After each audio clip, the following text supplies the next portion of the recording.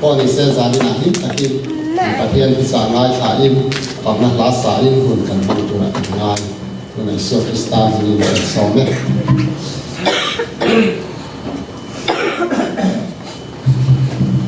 zanena Mizo Christian Fellowship nga Krismas mona Inkhawm demo tak mai mon nom daga afate min man tier thau tu kan pathian ni fukin mo se MCF roi tu tele zanena ron kal zong song tele li so Kristan min bai bok chewa li so Kristan min mal ka som chewa indi tu sagna zara helaya ding the ko mi min tong pai so na ba ani ti ka khia a kalau tak ngeu ni tu nak kan siang ni kan siang kan nun kha ke ken po din ka khelo wa kan ho tu ten tu na hei ahun thazo tiang jadi nam hi kat san sak le zu ala nia min han pe hi ka phulo ka ti me ma kalau tak ngeu ni ti kha ole jadi na heavy in hilal pan min hon saka van po min hon sak to kan khara poi hong le rok se sarmon turhi kanselmen so ya khan sarmon toy dia arei lo tura bai seila min som thum ai rei lo tura ngai la karing ruwa hen wa sai ta sabe me ma trong trai sa zel turin tura poi mi lo trong trai sa turin ka nge chawa kha ichina haron khan kha ka om thei mi lo ka ro ding chat ka ke po ka lo pang lai kan in hi ma sila ina thina ku me sa đâu phải lại trong mà chỉ là cái sáng hết rồi trả lại cái điểm luôn à po sản bị sản thung lại vào thấy chín cái lâu đi à khá là khá sản như là cả sáng mà tụt tắc khá đi à cái trên mấy rồi sản khá áo cái po đấy gì à cái lố không mấy lim tắc nữa đi ở đây cái thuốc bụi tụt po lim nó đi đâu bụi số em tí cái thuốc bụi tụt này à khá là khá number song của bằng à Christian là bụi khá achang li khen khani avain kan zir hawanga chuwang chuanin atoim tuk dor lo ti kha kan soi dori ole khoi takin kan zain bible ka chia chung le ka tong trai chung dik turin iso Krista min som chu chia tu chiang lim masai tu thung bia isai bung kwa chang ru chang sa kha isai bun ko chang se thu khai chia ra u kan tang no pang ro pia la fa pa te kin kan on ta ro re la chu ko kia chu nga a hinga chuan rem ro tu ma ka pathian chaka chatuan pa rem nalal anti dons a aram zau zelama arama rem na in to pin tai anei ro fang dovidalon thu thema thuanga dik tak le vel takaro relin aron pinga tang tuna tang ma kum khoi in se bai ho telal pa thnem ma na chuan chung chu atiang tu lu thara chan chin tharu ka sia bong khat chang som thum panga bong khat chang som thum panga tin van tir ko chuan chang a ne ra tharau thiang lim ti chunga ro thleng anga chungnung bera thil ti theina in a bia khuam che chu wangin mi thiang hil lo piang tur po chu pathian fa pa tiang chu kan chir dala pa na thring za ta ma som se me zo fa te kan ni hi om bi ka andi lo mi zo kan ni kan mel tha kan tu ka samok si tin la siam tu te na lo siama kan mel hi adu na hi chuan mana chuan na lo thalo pon mai the tu rai chuan pathian za ka thave to ni zo fa ti tro mo a chazem lo ni lal pa ba kan mel po hi a tha ni le zo fa kan ni hi o ma la po kan nei tha horama kan Methodist ko kan conference president Louis Reverend Pham Bue chuanin kan la heng le khom la zong zong hi bute kan ting in bute theology a zo fa te kan thang na khamye tui phalo hi chu Mizo dik tak an tling lo ni dia voi ni ro kan ho hi chu bute theology po pha le bute la phla bute tui chin that kan nia alo ma me mani ole ke ka ti thina Mizo la hetiang a hlit tak Krismas pa la poni se khor la poni se kan sak dap thei lo nak rama hian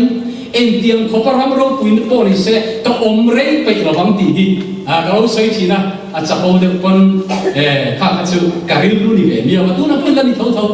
America poni sek len khom na lim tar kan ti thei lo mun ai chon rei ta ki ka tei poi ka ring lo a ke mi khwa lo le dala dia ole lim na ni ro pui chu e zan tiang chu hi kol ro na liam lei be khem dai re nga a ming chu lal Emmanuel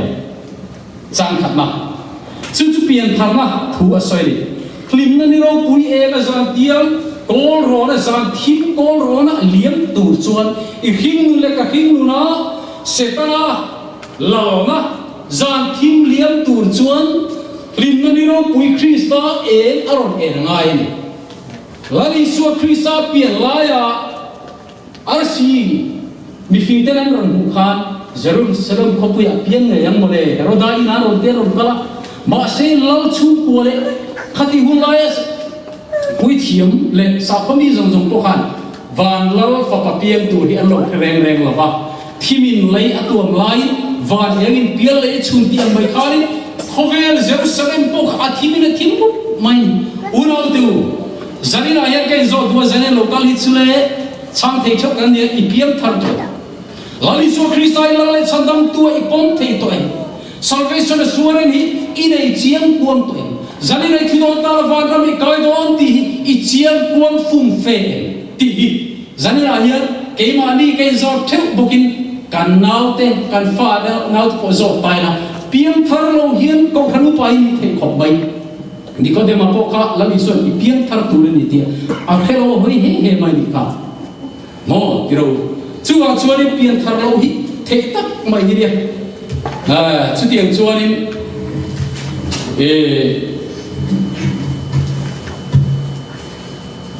la ka du ve e mai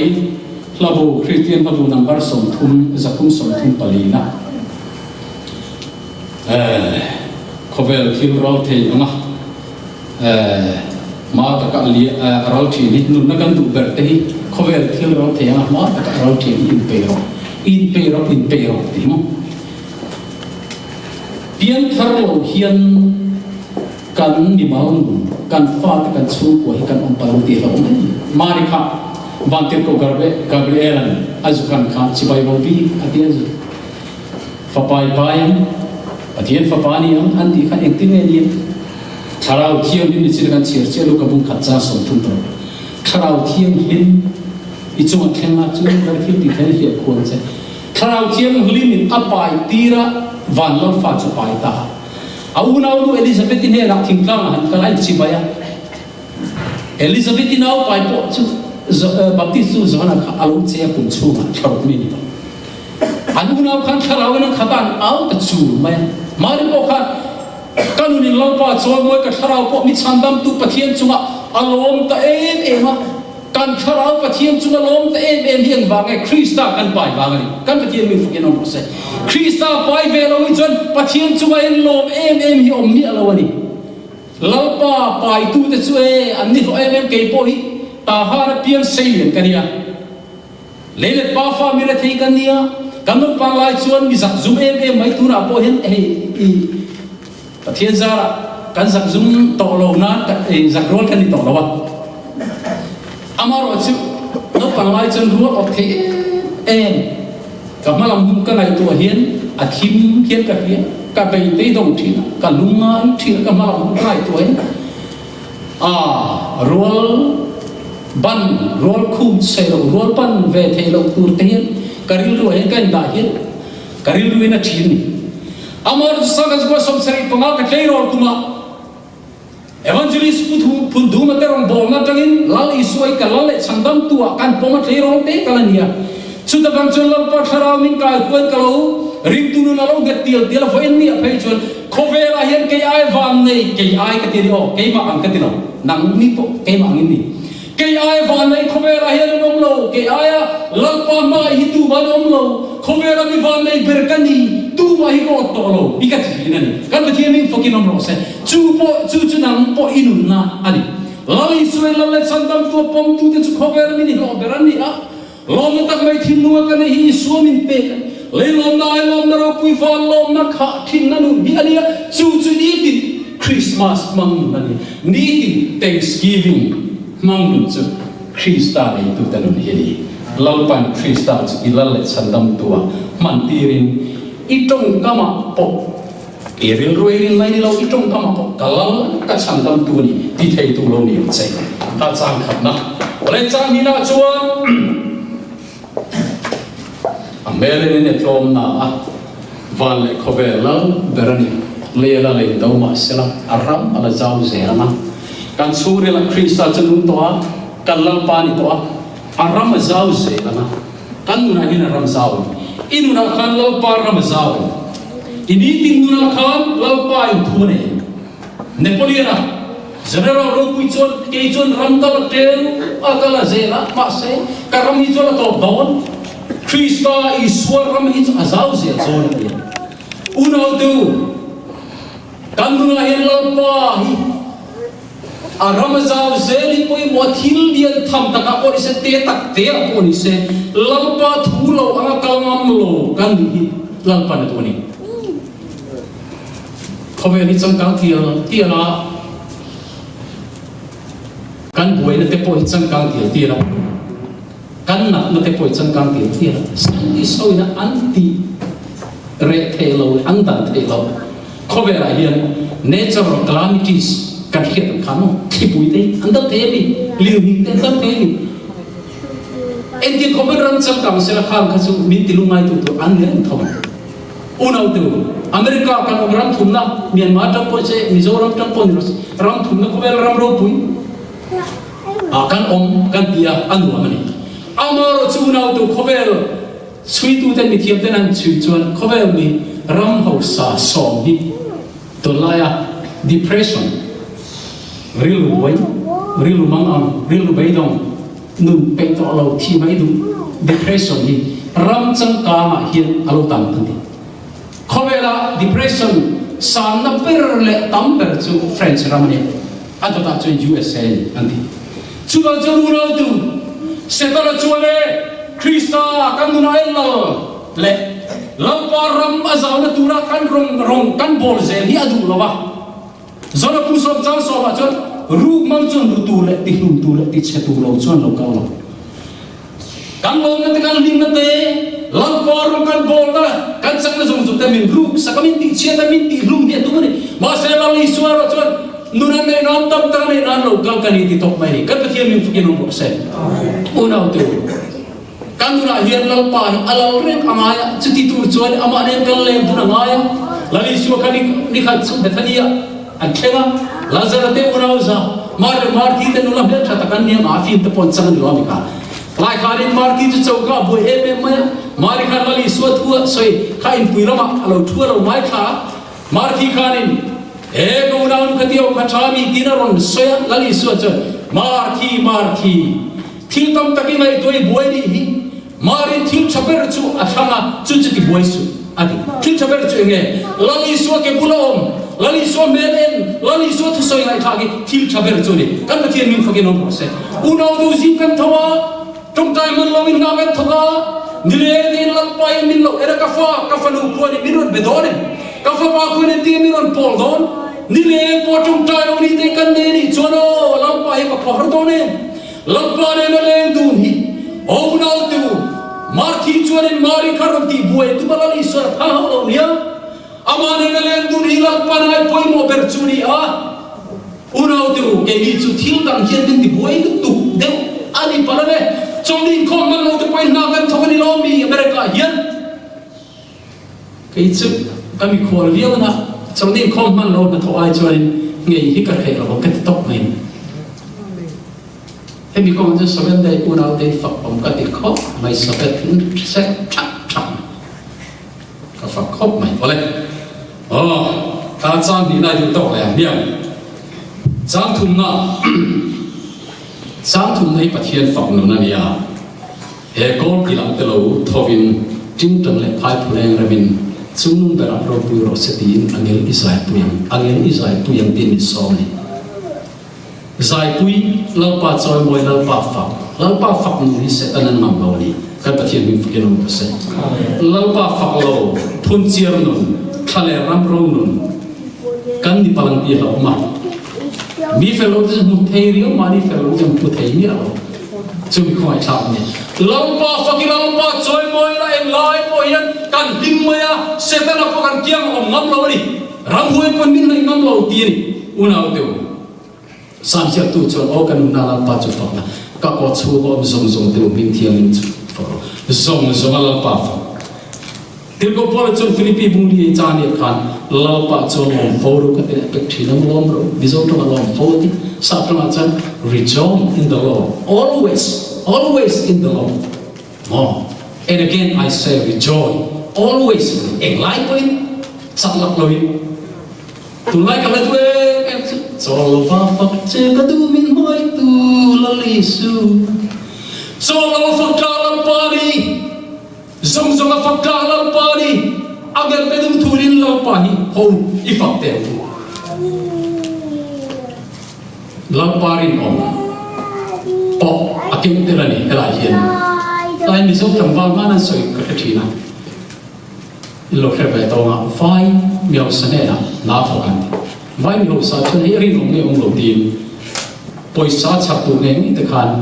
an thau dera apeze an thau lian tia la at nu a phei chuanin dam chunga chiat taw lo na tur sum na pai tam na tu kha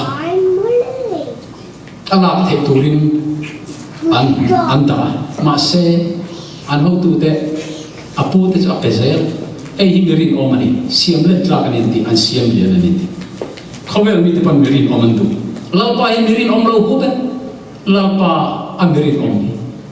zo su fa po ka unau tu arin oma bangin lalpa na choice sa prime minister din muna di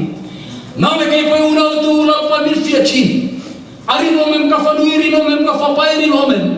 pon na malandan mai ni lawin tuma mulo Emmanuel kan hen omre pathian min mureng tu hian min fiachi na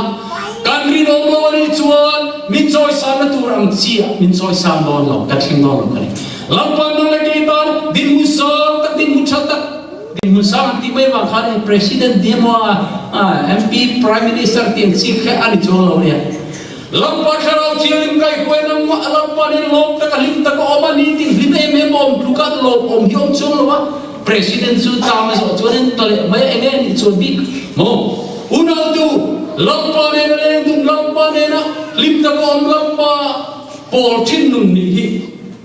sumi tu chol lampa adwa din mun chat ta min soan zel ko du khobela po ro pui zel tu pon kan nam pon min tua kan min bal nu pon tua kan chung ko nun pon min tua he le chen min choi sa ko ma se a fia na kan do zo lo chuan kan ni na po hi atle he fe kan ole chang li na kal me u chang li na chuan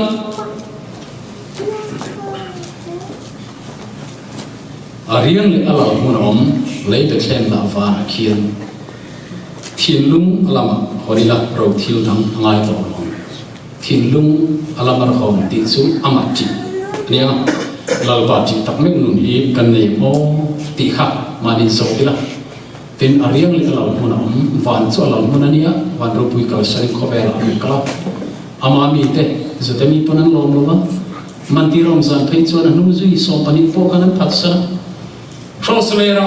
mol po takin shom tin ren tora athi dar kar aphe ka chuan eloi lama sabak thani ka pathian eloi ni kal santi khopin pathian par kal san khopin anun kha afin priya akhohar nam le ke danas ato va min man va kan sura phu va khania una teu chu tak mai chu lalpa in min mai ma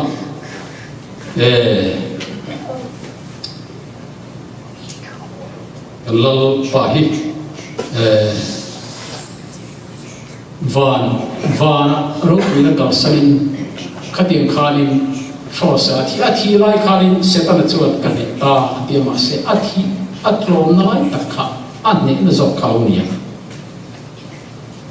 fosa thi na khanang le ke kan nun na tur lo nia atok na khakan dam na tur nia hlim khum khalal khum kan khum na tur kha alam rin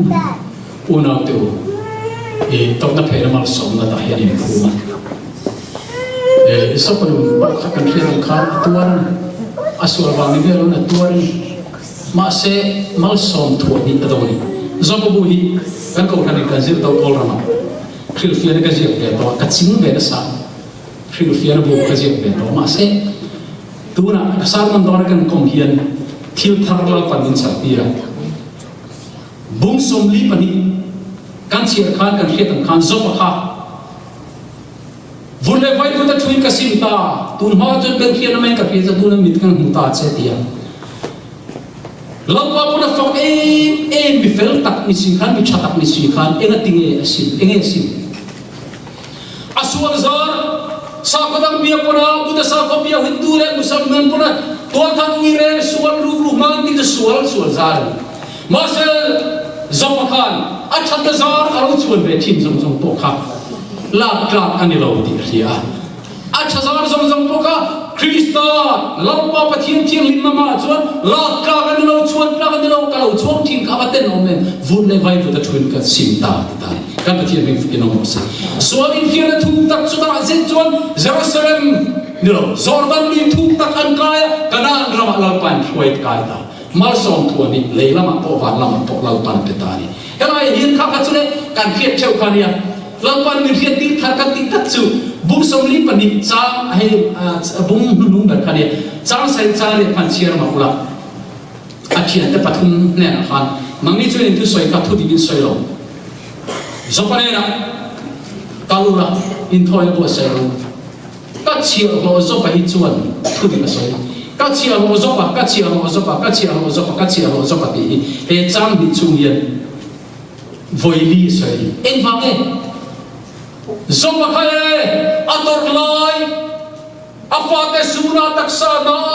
adu pire pon ipathiana chial na thimai atia tumare re lam chamane lo ula nau chin cha ron nem tu te pona an ron ti ni ne kan soi se ne ti lai kan lau pa in lai na takin alo khi re alo trong ni alo achan chu nau tu ba som thuan hi ka pek atum va khan lau pa in alo khi re ni alo fi ani alo en ani unau tu har sat na zanin a hian lungan na te po kan nei bai the kan nu panun pon bai the kan chu kan nu pon bai the kan lu su va ma kan mi tu tla le khom na pon bai the har sat kan nei chawa kan nei alin lam le te lam chen ang ba kan nei po anh chen wa se chu har sat te chu e imang an en chen la imang an en chen la ani lo tran puyang se ring lo mi te ang kan lo la pa te kan chen kan thu la pa mi lo tran puya kan mang an kan lu mai na hi e kan malam kal na tu ramin dal tu lung pui ni loin ra bi sam zo kan kal tu ra bi lo ni zo thini kan ta thian mi fukin on se kan ni lo e mani chu la pa ring tu te kan ni lo e ma mi om da la pa ti lo chuan a mel ma nen la in remen on ti chi ti ya e hi athuna na khana chung ber lal ro pui le a hian kum khuen rem leng se hallelujah lal pa hi kan fakawa an chung ro pui zor sap tur ani lawa kan fak lo pon ro pui na hi kiam chom lawa chu pathian ro pui chu fak rem tu kan ni chu lal pa ro pui chu kan na hian chung nung ber na thunei ber na lal ber na achang huna pianga inuna khan lalpa alal huna pianga hian rem na chu alo khenga na mon na lo khen thamon na peace ti hian Mizo tunga mon na po ni re in rem na po ani poka thamon na po ani poka ni chu kan na hian lo khen do nei lalpa chung nung ber ero chu angai chu lalpa chung nung ber kan da rem mai ke ma izo kan chung nun emo ani lo le tu te mon chung nun chang kan na hian om chi setana chung nun chang ka om chi chu ti lo lalpa chung nung ber pho chuan rem na le mon na thleng he MCF ko kan kan ni kan thurin soi lo kan dia ma ko zaina po kan rem to ma se fa na la ka sa kan bi e ma lalpa kan du na lalpa chuan e kan in rem mai ko kan na den cham che do kan ni ko kan po kan cham che ka pa thian thu mai kham kham thei mi lo thu soi du ti me mo mangin a chen tu se salmon re de wa lo tu mi ate salmon re lo po lo but khu mai bai te cham che kan ni ma se chu mi de chue lalpa kan du na chung nun ber cham chuan kan in rem mai ni kan pa thian mi fukin ro se to pera chuan kalau tu berpakat tin tangkan kom dona nge Christian labu nampak rasa song ni pakat na kalau tu berpakat kat suka di mana ni orang pui keras saya jauh tawat hei kalau tu dang pakat kan tu am le lo kan itu Christian labu nampak rasa song ni pakat na hikat be emak unsul yang nu kan nun ngat lai pun kian rem lau pian hun sampa matiang kan thir signi el moi le zan bo ro thiang len vel ngai lai ti zual ku rengan mo thar te te ho nga zai thiam nia an sak mai chu cha ma se kan sa thaw o thir zelila Bethlehem klang pui ranin tloma sandam tu piachi Marmi ten lom loma sela lalma kantin luma lal berance Mara kami ten lom lom bethe makat senda tur tu adong lo ni obe voila poin mi te choren lom lo alla dau thawani amar chule la tu dang le kei chon kan lo bani kan ka thian ni mi fuge no se kan lo ma se le le fa la ro thei to pi de fak lakan sa riam vai te le ar thei te lalma mara chuan betle mai tan hun om tu ra ero tan hun om kan zinga lalpa junun ber na hun achan na pura pi ma ye hlim na ni ro pu hi lo em thil ni lalpa na thu kan sa tan na som se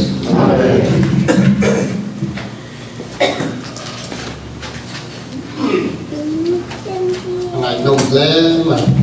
in hun kha hong thiam ru ka mini som ni pa nga chiam hong ania thu soi ze du ten kan ki reng thak khopang ma ni tu mai tlem man kha alo pui ni alo mum zanin chu lim de zai kha ni maya ni china ka soi ta la han khan du emo khan chan han soi du emo kan on chuan